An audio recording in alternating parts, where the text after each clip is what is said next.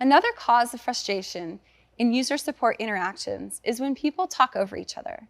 This usually happens over the phone, since there's sometimes a delay, but it can happen in person too. Typically, it leads to people talking louder and sometimes ends up feeling like you're yelling at each other. You've probably been in a situation like this with your friends or family. Everyone wants to talk, and the person with the loudest voice wins. How can I help you today? My laptop isn't working. I need a new one. I have meetings I need to go to. I can certainly look into this and see what we can do to fix it. But I want to set context that our policy is to only replace laptops if all other options have been exhausted. I don't need you to go snooping around my computer. Just give me a new one. Gail, I'd love to do that for you, but That's ridiculous. I'm a director. I should get a new one. I don't have time for this. I completely understand the urgency of the situation. Why don't you let me take a look at it? That's why I came. You need to fix it. It's important to try and identify why this is happening so you can course correct. In this case, you can simply stop talking to calm things down. Then pause for about 5 or 10 seconds to make sure they're done talking and start again. This might take a few tries before the user realizes what they're doing and gives you time to talk. Use that time to calm down and really listen to what the user is saying. Ask yourself, why are they talking over me? What am I missing? Then in those 5 to 10 seconds, collect yourself and think about what you want to say. How can I help you today? My laptop isn't working. I need a new one. I have meetings I need to go to. I can certainly look into this and see what we can do to fix it.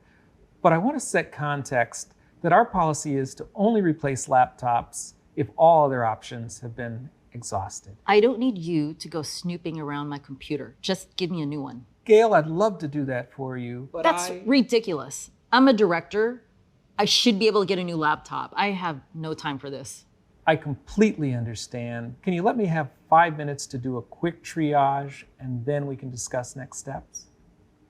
If the user is crossing a line and making you feel uncomfortable, ignoring it can feel like the easiest solution. It isn't.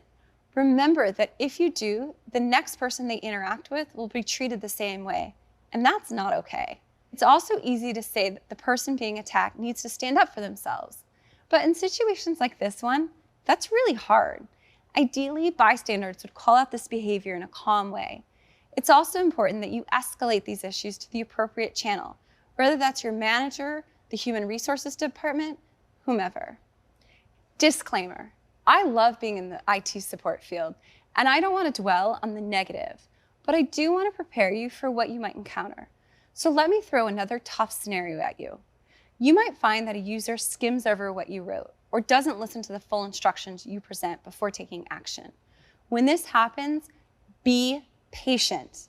You've likely been on the other end of this before when you ignored instructions. Why? Were you overwhelmed with information? Were you in a hurry? Maybe you need reading glasses. Whatever the case might be, the best tactic is to break these steps down into smaller, more digestible pieces for the user. If you sent them an article that they didn't finish reading, ask where specifically in the documentation they're having issues so that you don't have to bore them with the parts they already know.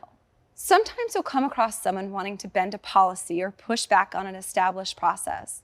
Take this as a sign to look deeper into the situation. Is it really a company policy or just a common way of doing things? If it is a policy, is there documentation of it? You can reference that to the user. If not, offer to follow up to get a definitive answer. You might be surprised what you find. The takeaway here is that it's important to try to see things from other people's point of view. In that moment, when you're feeling riled up and frustrated, take a minute to see the situation from the other person's perspective. If you were them, how would you be feeling? What would make you feel better? If you can train yourself to see things from another's perspective, you're on your way to turning things around.